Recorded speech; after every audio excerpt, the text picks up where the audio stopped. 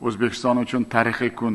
Murosasiz juda qizg'in kechgan o'yinda futbolchilarimiz Jahon mundialida birinchi marta juda katta tajribali jamoaga qarshi o'zining kuchli xarakterini ko'rsatdi. Oson emas, birinchi marta 34 yil biz kutgan voqea bo'ldi. Shuning uchun kuchli xarakteri, jismoniy tayyorgarligi va irodasini yaqqol namoyon etdi desak, bu ham to'g'ri. Biz uchun chempionatdagi birinchi golimiz bu ham g'alaba.